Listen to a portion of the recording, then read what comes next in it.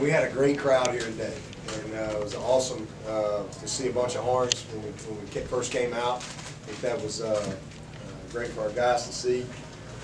And secondly, I'd just say, happy Thanksgiving, everybody. It's been a great week. I hope everyone's had a great Thanksgiving with your families. And before I talk about the game, I want to just mention Coach McKissick. I know we all know Coach McKissick passed away on Thanksgiving Day. What a fitting time for him to pass. Because I know there's thousands of people out there that are thankful that they had Coach McKissick in their life. And so just thoughts and prayers are with Coach McKissick's family. And Donnie McElveen played quarterback for me as his grandson. I had the opportunity to get to know him over my last 17 years here in South Carolina. And just a class man, one of the most iconic human beings you could ever meet, and just special. So we're going to miss him. I know it was time the good Lord called him home.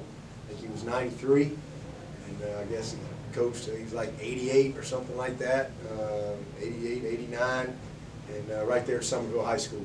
So, I think first and foremost, just take time to thank him. When I first got the job here at Clemson as the head coach at 38 years old or 39, when I went to the clinic, my first clinic, to speak, and Coach John McKissick was sitting in the front row taking notes from me. Like, what is he going to learn from me? And I just, that left such a lasting impression on me. That here he was, 80-something years old, and still passionate and eager to learn and to continue to grow. And that's why he had such an unbelievable career and such a fruitful life. So, this was a great day today, and really proud of our team. This is an important game to everybody in the state. And I thought both teams, handled themselves with great competitiveness and class out there today. Just been proud of our guys to win 6 of these in a row. I don't think that's happened in 79 years or 80 years. That's a long time. So I'm just really proud of our team, and some of the individual things that happened today were incredible. It was our 115th win this decade. I think only us, Alabama and Ohio State, have 115 wins in this decade, and we've played both of them this decade a few times. Pretty neat, and that hadn't happened since the 1890s, Penn and Yale.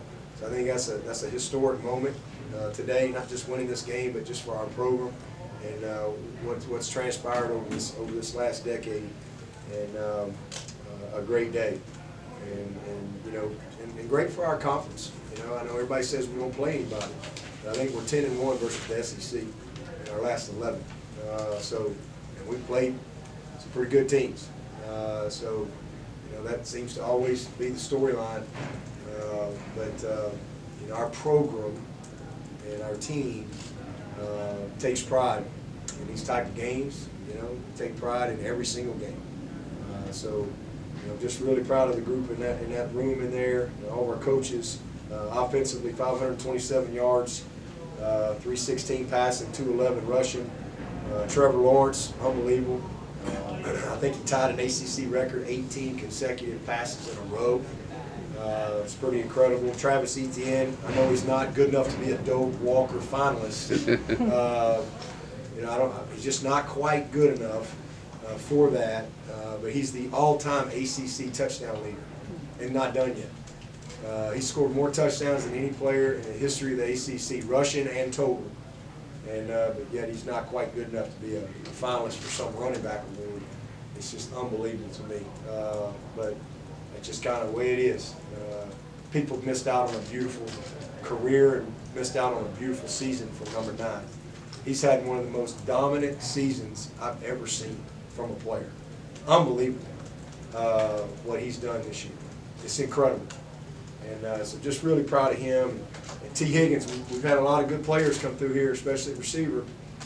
He's the first receiver ever to have 10 touchdown receptions in 2 years in a row, back-to-back years. Hasn't happened. And man, just an awesome job by him.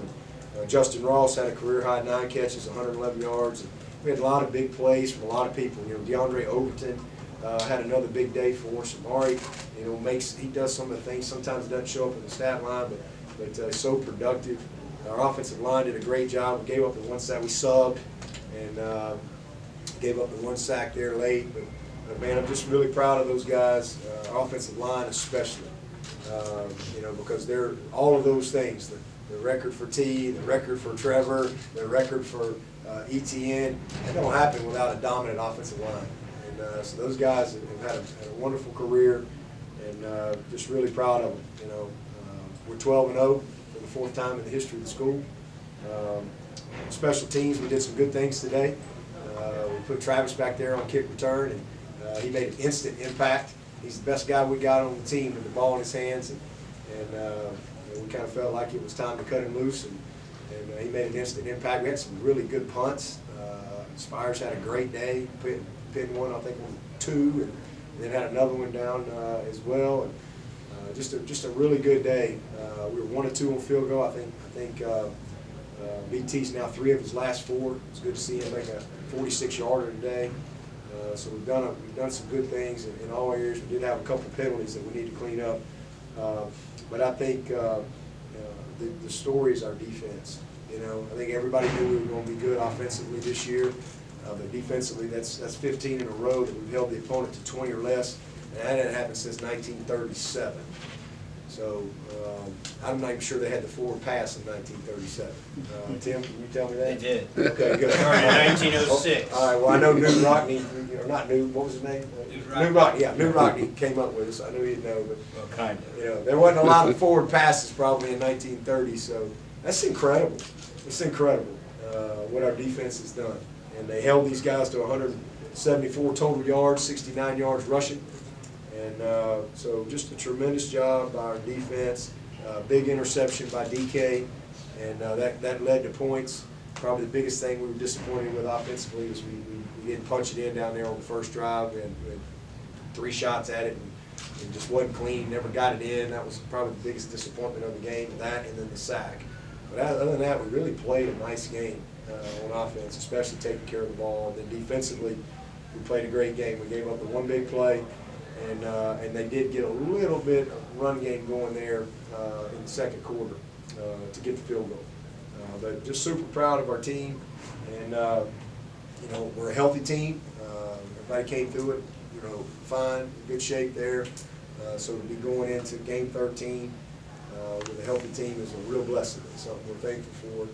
But you know, we've been battling all year for this opportunity, and now here we are. We got a chance to get back to Charlotte and to play a really talented Virginia team, a team that's impressive.